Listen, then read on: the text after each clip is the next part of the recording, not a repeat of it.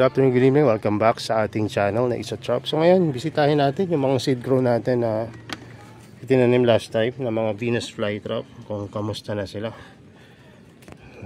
Buhatin natin ito palabas at malaman, makita kung kamusta na sila. Ang hirap hilahin na ito. Yun. Yeah. So dito natin. Ayan, ito na yung mga seed grow natin na Venus flytrap. Ayan o. Ano ba, ilang percent ba yung germination rate natin? Hindi ko rin alam eh. Pero ayan sila ngayon, medyo marami-rami na nag-germinate. Although wala pa tayo nakikita na first traps, pero papalabas pala, ay first, ayan, meron na pala, ayan o. First mouth ng mga BFT. Ayan. So soon magkakaroon na yan ng mga nakabukas na mouth. Nakakatuwa yung pag-seed drone talaga, no? Hinihintay ko nga rin dito yung mag-iba kulay kasi galing rin to sa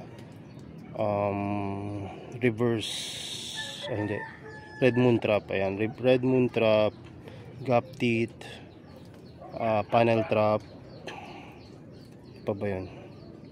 Bale na doon yan sa mga naunang video natin. Ayan. So tagal-tagal rin ako hindi nakapag-upload ng video, pasensya na sa inyo. At sa totoo lang, medyo na-busy rin talaga. Pangalawa, sobrang hirap talaga mag-alaga ngayon ng mga carnivorous plant kung kayo ay outdoor. Kaya medyo sabi ko, mag-iba muna ako ng focus, bees muna tayo, sabi ko. Kaya lang ngayon napansin ko medyo gumaganda na rin yung panahon eh. Actually umulan na nung nakaraang araw, 2 beses na.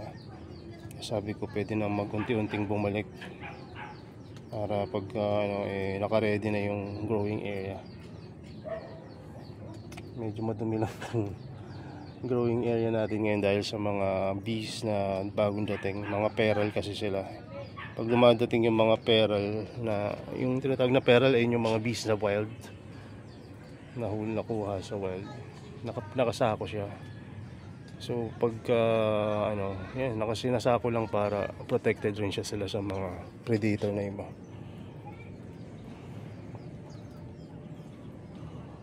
Yan, so yan. Yan yung mga seed grow natin.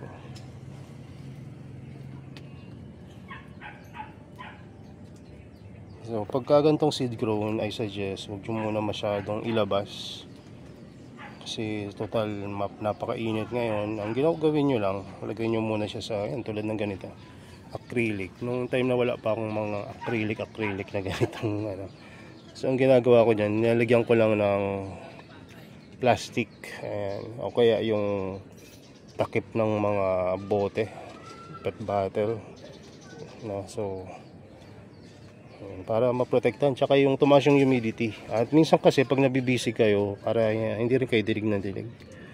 Ayan, pasok na natin itong mga to. Ayan, dyan sila nakalagay kasama ng ibang mga Venus flytrap natin na surviving ngayon. So natin. So ganyan, dyan sila nakalagay ngayon.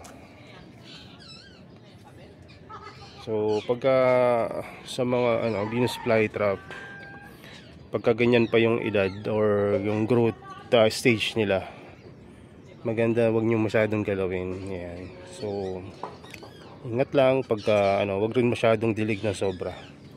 Kasi baka mag-algae yan, kakainin ng algae ang halaman nyo. Hindi magso-survive. So, saan na pala yung seed grow natin na iba pa? Ito yung mga seed grow natin na mga BFT nandito nakalagay.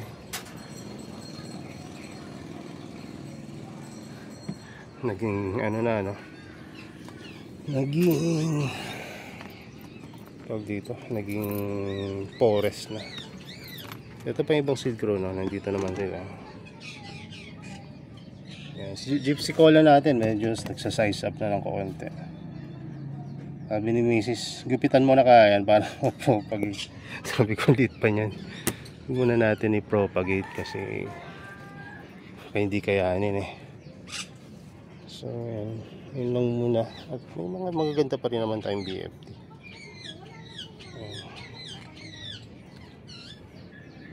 Actually ano na nga ako, excited na rin ako mag-propagate na ito. Yung panahon lang talaga hindi ganun kaganda sa panahon ngayon kasi sobrang init.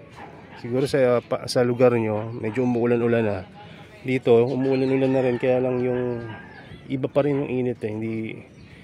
Hindi siya yung pakiramdam na hindi mabubuhay yung halaman mo pag pinropagate mo. So ayan, hintay-hintay pa tayo. So there's a season for everything na sabi nga, di ba? So sa ngayon medyo standby. Kung may mga iba kayong libangan, ayun mo na paglibangan nyo, pero wag nyo kakalimutan na i-maintain pa rin yung mga halaman nyo. Diligan man lang, ayan, at tingnan kung may mga pweste na dapat nyo i-manage. So ayun lang muna. God bless sa inyo. Salamat sa panonood. And bye bye.